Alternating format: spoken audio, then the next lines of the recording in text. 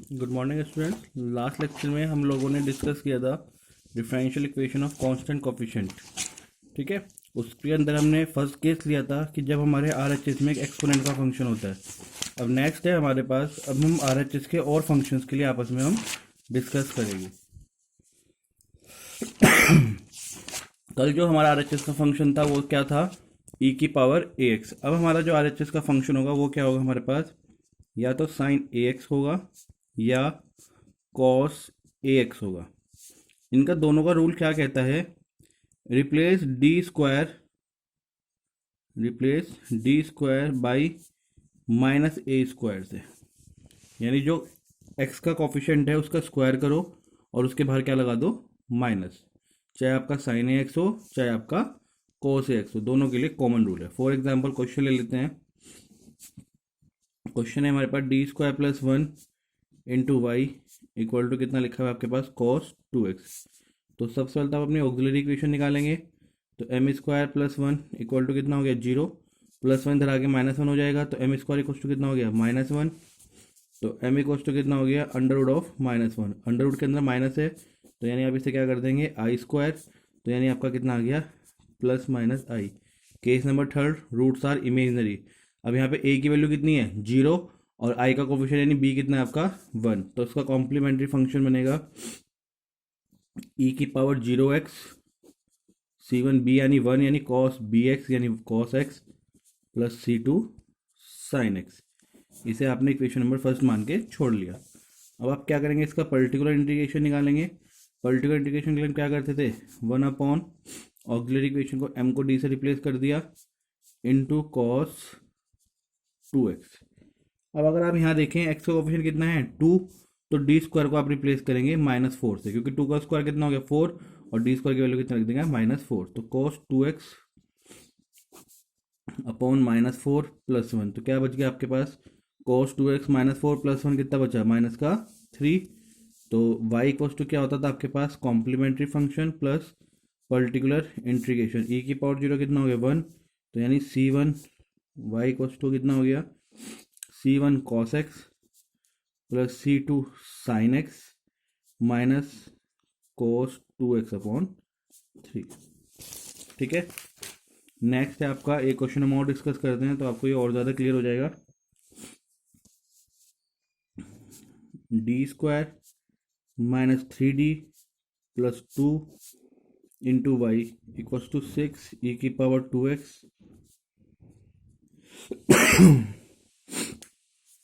Plus sign 2x। तो सबसे पहले तो आप अपनी ऑक्सिलरी इक्वेशन निकाल लेंगे। ऑक्सिलरी इक्वेशन क्या कहती है मेरे पास, M square minus 3m plus 2 equals to 0। 2 के ऐसे फैक्टर जिन्हें ऐड करने पे 3 आए, 2 प्लस 1, तो एम स्क्वायर माइनस का 2m माइनस का m प्लस 2 इक्वल टू कितना हो गया, 0। आपने m कॉमन ले लिया, m माइनस 2 माइनस 1 कॉमन ले लिया, m माइनस 2 इक्वल टू कितना हो गया, 0। m माइनस 2 आपने कॉमन ले लिया, m माइनस 1 इक्वल टू कितना हो गया, 0। तो यहाँ पे आपकी m की दो वैल्यू आ गई, 1 और 2। दोनों रूट्स आपके डिफरेंट हैं और रियल हैं, तो कॉम्प्लीमेंट्री फंक्शन क्या हुआ इसका, c1 e की पावर m1 यानी 1x और c2 e की पावर m2 यानी 2 e की power 2x। Equation number first. अब आपको इसका पर्टिकुलर इंटीग्रेशन निकालना है। तो पर्टिकुलर इंटीग्रेशन निकालने के लिए आप लोग क्या करेंगे, 1 अपॉन डी स्क्वायर माइनस का 3d प्लस का 2, और इसके मल्टीप्लाई में आ जाएगा आपका 6 ई की power 2x plus sign 2x। तो यानी एक बार तो इसके अपॉन में ये और एक बार इसके अपॉन में ये, तो 6 ई की power 2x upon D square minus का 3d plus 2 plus sign 2x upon D square minus का 3d प्लस का 2। अब ये तो आपका एक्सपोनेंट वाला केस है और ये आपका टिक्नोमेट्रिक वाला केस है। तो इस पे तो एक्सपोनेंट का रूल लगेगा और इस पे टिक्नोमेट्रिक का रूल लगेगा। तो पहले एक तरफ का सॉल्व कर लेते हैं। एक्सपोनेंट का रूल क्या कहता था, जो भी x का कोफिशिएंट होता था वो d की जगह रखा जाता था। तो यानी 6 e की पावर 2x, x का कोफिशिएंट कितना है, 2, तो जहाँ जहाँ डी आ रहा है वहाँ 2 रख दो। तो 2 का स्क्वायर कितना हो गया, 4, c2 जा कितना हो गया, 6, अब प्लस का 2। अब प्रॉब्लम क्या आ गई, नीचे क्या बन गया 0। अगर नीचे 0 बनता था तो मैंने आपको क्या कहा था, ऊपर x लगा दो, फर्स्ट टाइम डिफरेंशियल करना है तो ऊपर क्या लगा दिया x, और नीचे वाली टर्म का डिफरेंशियल कर दो। डी स्क्वायर का कितना डिफरेंशियल हो गया 2d, और माइनस 3d कितना हो गया 3। अब इसके अंदर 2 रख के देखो, 2 2 जा 4, अब हो जाएगा हमारा काम। तो 6x e की पावर 2x, डी की जगह 2 रख दिया तो 2 2 जा 4, 4 माइनस 3, तो ये बचा आपके पास 6x e की पावर 2x अपॉन 1। ठीक है। अगर हमारा ट्रिग्नोमेट्रिक वाले केस में भी नीचे 0 बन जाए तो भी उसमें भी आपको सेम काम करना है, नीचे का डिफरेंशियल कर देना है और ऊपर आपको x लगा देना है। इस x का आपको कुछ नहीं करना है, ये x बस आपका मल्टीप्लाई में चलता रहेगा, इसका क्वेश्चन पे कोई चेंजेस नहीं होगा। तो अब आप ट्रिग्नोमेट्रिक वाला केस करते हैं। x का कोफिशिएंट कितना है 2, तो 2 का स्क्वायर कितना हो गया 4, तो डी स्क्वायर की जगह आप -4 रखेंगे।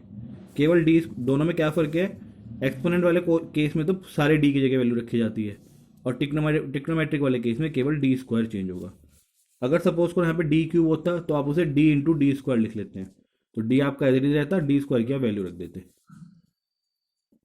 तो साइन 2x, एक्स का कोफिशिएंट कितना है 2, 2 का स्क्वायर 4, डी स्क्वायर की जगह कितना आ गया -4, -4 -3d प्लस 2, तो प्लस का साइन 2x माइनस का 3d, और -4 + 2 -2, माइनस नीचे से कॉमन ले लीजिए तो ये हो जाएगा minus sine 2x upon 3d plus 2।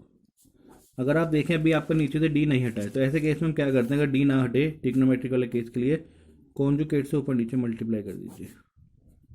3d plus 2 था तो उसका कॉन्जुगेट क्या होगा 3d माइनस 2, और 3d माइनस 2 उससे हमने मल्टीप्लाई कर दी, तो ये तो हमारा चल ही रहा है 6x e की पावर 2x।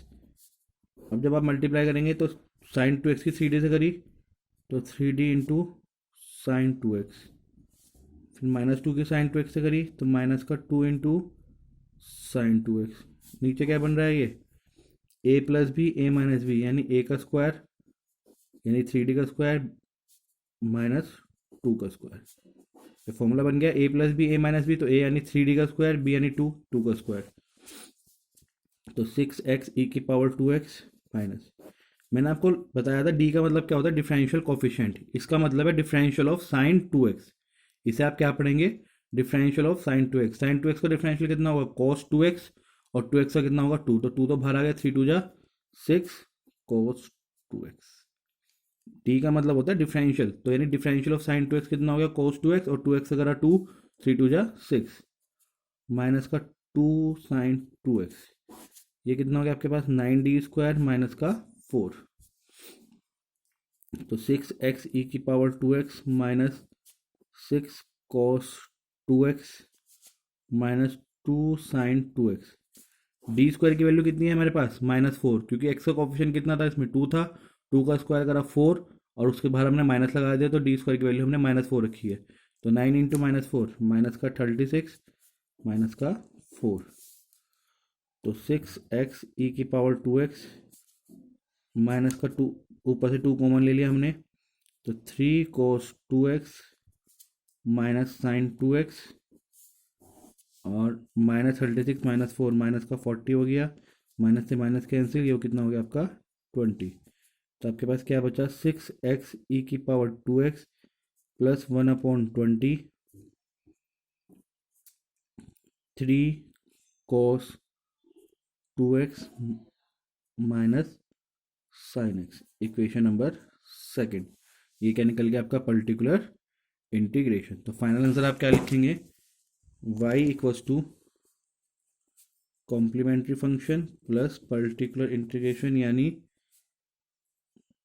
c1 e की power x plus c2 e की power 2x plus 1/20, 3 cos 2x minus sine 2x, और प्लस 6x e की पावर x पे चल रहा था हमारा, जो एक्सपोनेंट वाली टर्म से आया था प्लस वो आ जाएगा, ये ट्रिग्नोमेट्रिक वाली टर्म से आया और ये आपका एक्सपोनेंट वाली टर्म से आया, तो ये आपका कंप्लीट क्या हो गया आंसर। ये बात बस ध्यान रखना है, इसके अंदर एक्सपोनेंट वाले केस में पूरा डी रिप्लेस होता है, ट्रिग्नोमेट्रिक वाले केस में केवल डी स्क्वायर रिप्लेस होता है, और कहीं पे अगर ट्रिग्नोमेट्रिक वाले केस में डी क्यूब लिखा हुआ है उसे आप डी स्क्वायर इंटू डी लिख देंगे, डी की पावर 4 लिखा हुआ है तो उसे आप D square into D square लिख देंगे, वैल्यू केवल डी स्क्वायर की ही रखी जाएगी।